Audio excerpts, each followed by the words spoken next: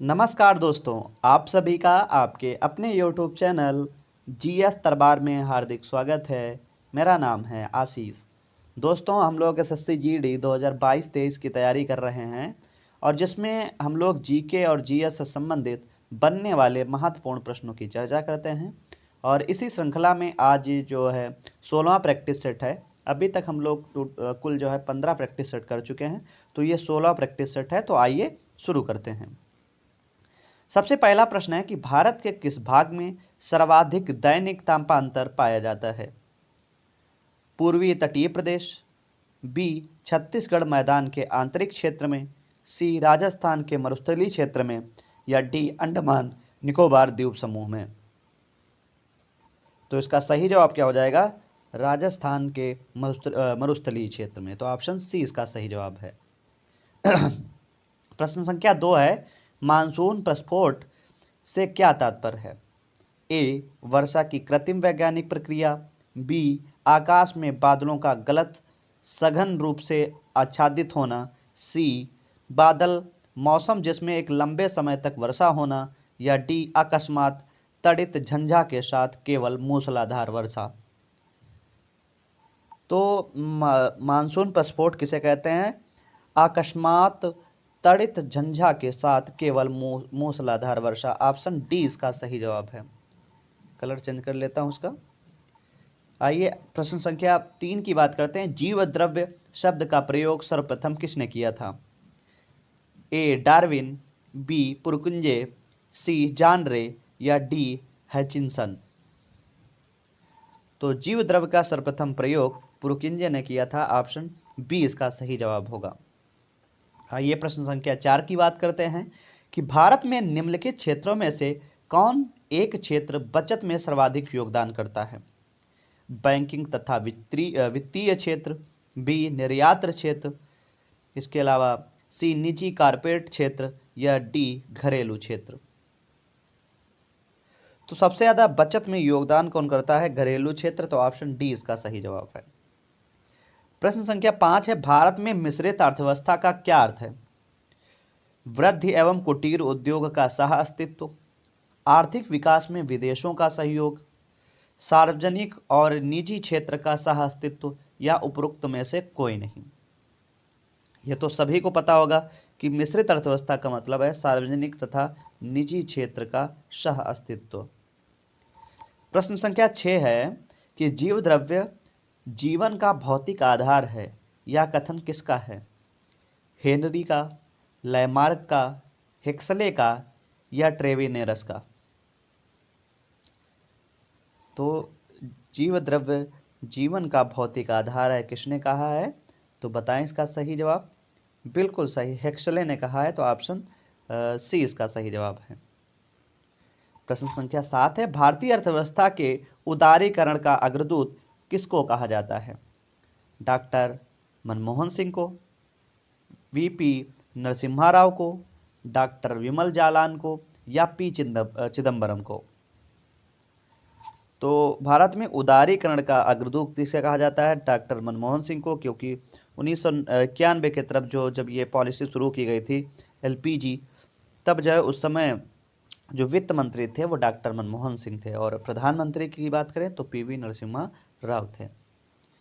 प्रश्न संख्या 8 है, प्रकाश की गति की तुलना में रेडियो तरंग की गति क्या होती है?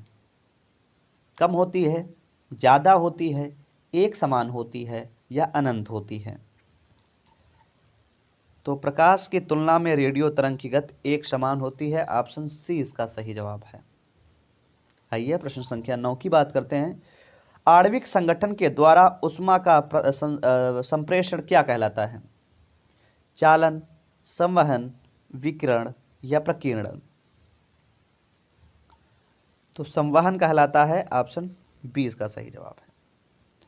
प्रश्न संख्या 10 है, किसी द्रव्य को उसके क्वथनांक से पूर्व उसके वाष्प में बदलने की प्रक्रिया को क्या कहते हैं? वाष्पीकरण, संघनन, हिमीकरण, या इनमें से कोई नहीं? तो किसी द्रव्य के उसके क्वथनांक से पूर्व उसे वाष्प में बदलने की क्रिया कहलाती है वाष्पीकरण। ऑप्शन ए इसका सही जवाब है। प्रश्न संख्या 11 है कि जल में वायु का बुलबुला किसकी भांति व्यवहार करेगा? उत्तल दर्पण की भांति, या उत्तल लेंस की, या उत्तल दर्पण, या अवतल लेंस? तो बताएं इसका सही जवाब।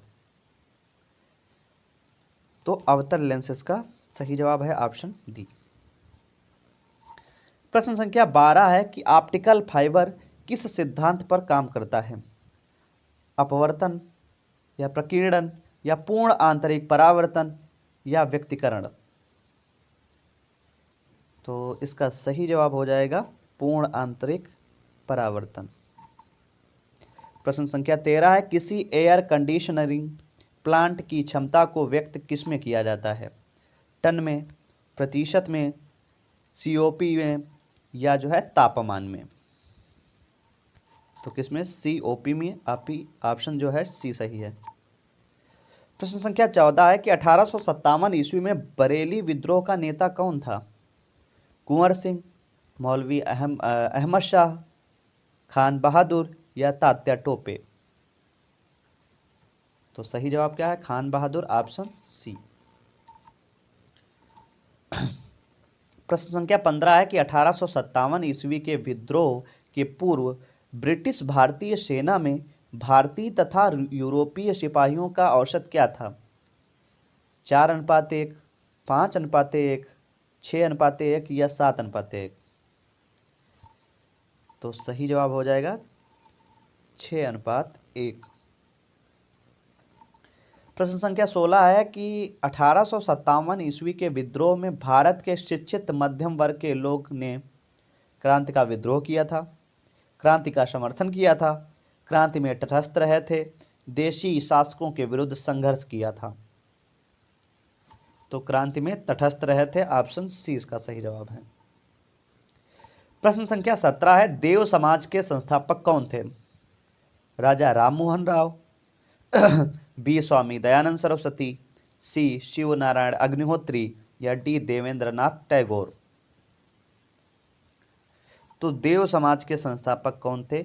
शिव नारायण अग्निहोत्री। तो ऑप्शन सी इसका सही जवाब होगा। देखो, मैंने समाज जितने ब्रह्म समाज हैं, आर्य समाज हैं, या प्रार्थना समाज है, इन सब के बारे में मैंने एक वीडियो बनाया था, तो आप सब पेटवाले जिसमें जाके वहाँ से आप इसको पढ़ सकते हैं। बाकी मैं चाहो आपको जो है डिस्क्रिप्शन में लिंक भी दे दूंगा इसकी। प्रश्न संख्या 18 है कि आर्य समाज किसके विरुद्ध है? ईश्वर के अस्तित्व के, हिंदुत्व के, धार्मिक अनुष्ठान व मूर्ति पूजा के, या इस्लाम के? तो सही जवाब क्या हो जाएगा? धार्मिक अनुष्ठान व मूर्ति के पूजा के लिए, ऑप्शन सी इसका सही जवाब है। प्रश्न संख्या 19 है अहमदिया आंदोलन कहाँ हुआ था? पंजाब, उड़ीसा, हरियाणा, असम? तो पंजाब में हुआ था अहमदिया आंदोलन, ऑप्शन ए सही जवाब है। प्रश्न संख्या 20 है प्रत्यावर्ती धारा को दिष्ट धारा में किसके द्वारा बदला जाता है? ट्रांसफार्मर के द्वारा, मोटर के द्वारा, इंटर के द्वारा, या रेक्टिफायर के द्वारा? तो सही जवाब रेक्टिफायर, ऑप्शन डी सही जवाब है। प्रश्न संख्या 21 है यदि विद्युत प्रवाह वह वोल्टेज 90 डिग्री से फेज के बाहर है तो पावर क्या होगी? 1.1 वोल्ट, अधिकतम, न्यूनतम, शून्य? तो कितनी होगी? शून्य होगी, ऑप्शन डी। प्रश्न संख्या 22 है कि आदर्श वोल्ट मीटर की प्रतिरोधता कितनी होती है? 0, निम्न, असीमित, या उच्च? तो असीमित होती है, ऑप्शन सी सही जवाब है। प्रश्न संख्या 23 है, बहुत ही अच्छा प्रश्न है कि महाराष्ट्र का सुकरात किसे कहा जाता है? बाल गंगाधर तिलक, विपिन चंद्र पाल, फिरोज शाह मेहता, महादेव गोविंद रानाडे? तो महादेव गोविंद रानाडे को जो है महाराष्ट्र का सुकरात कहा जाता है। प्रश्न संख्या 24 है कि 1815 ईस्वी में किसने कोलकाता में आत्मीय सभा की स्थापना की थी? राधाकांत देव ने, राजा राम मोहन राव ने, या ईश्वर चंद्र विद्यासागर ने, या देवेंद्र नाथ टैगोर ने? तो इसका जवाब आपको जो है कमेंट बॉक्स में देना है कि इसका सही जवाब क्या होगा कि आत्मीय सभा के संस्थापक कौन थे। आइए आगे बात करते हैं। प्रश्न संख्या 25, समान न्याय और निःशुल्क विधि सहायता का प्रावधान संविधान के किस अनुच्छेद में है? अनुच्छेद 39, अनुच्छेद 39A, अनुच्छेद 40, अनुच्छेद 44। तो सही जवाब क्या है? अनुच्छेद 39A, ऑप्शन बी इसका सही जवाब है। तो दोस्तों इस वीडियो में बस इतना ही रखते हैं। आप सभी को जो है 24वां प्रश्न है उसका जवाब जो है कमेंट बॉक्स में देना है कि आत्मीय सभा का संस्थापक किसे कहा जाता है। आप सभी को ये वीडियो कैसा लगा है कमेंट करके ज़रूर बताएं। ये समझो जो श्रृंखला चल रही है ये आपके प्रैक्टिस के लिए है कि आपको जितने आप पढ़ रहे हैं इस 10 मिनट आप इसको देख लें तो आपको ये मोटा मोटा आंकड़ा हो जाएगा कि आपकी तैयारी कैसे क्या चल रही है। तो एक तरीके से समझ लीजिए कि आपका ये टेस्ट हो रहा है और टेस्ट में उसके बाद में आपका मूल्यांकन होता है। तो इस वीडियो में बस इतना ही। धन्यवाद।